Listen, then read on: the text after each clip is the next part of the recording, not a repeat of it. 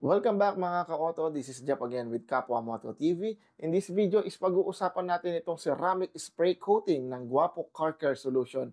Pero hindi lang ito ang ating pag-uusapan mga ka-auto, no? Pag-uusapan din natin of course itong Carnauba Liquid Wax at ikukumpara natin siya sa ceramic spray coating ng Guapo Car Care Solution. You might be wondering guys kung bakit ko sila pinagkukumpara. Dahil ako man nagtataka kung ano nga ba ang pagkakahalintulad at pagkakaiba ng dalawang produkto na ito. Dahil ayon sa kanilang description, halos parehas yung makikita nyo sa description nila. Kaya dito sa video na ito, i-roll out natin kung ano nga ba ang pagkakaiba at pagkakahalintulad ng dalawang produkto na ito.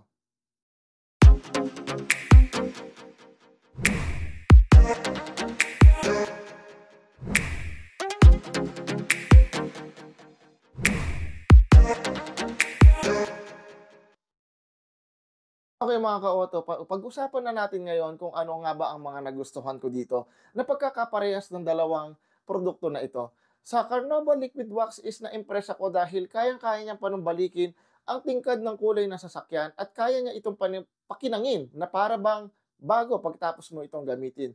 Well, definitely kaya din naman ito ng ceramic spray coating, pero ang pagkakaiba lang lamang nila sa dalawa is much more na kaya niyang patingkarin ang kulay ng sasakyan ninyo sa ceramic spray coating kumpara natin sa Carnauba Liquid Wax.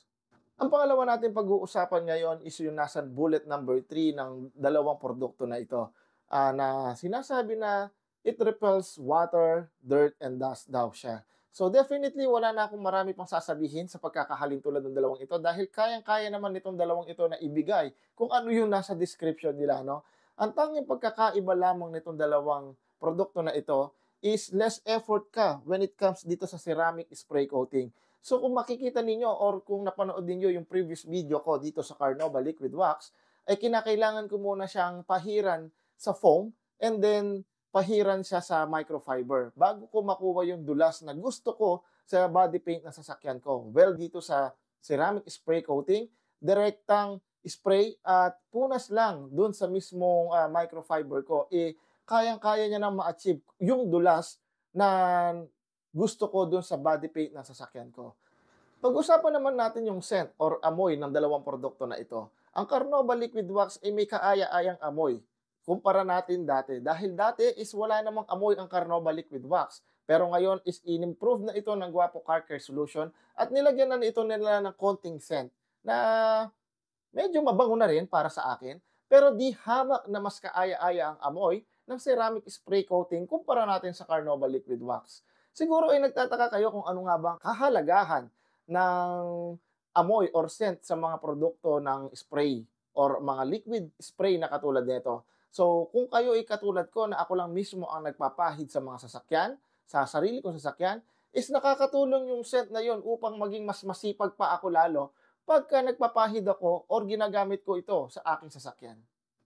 Pag-usapan naman natin ang effectivity nito pagdating sa mga flat black surfaces.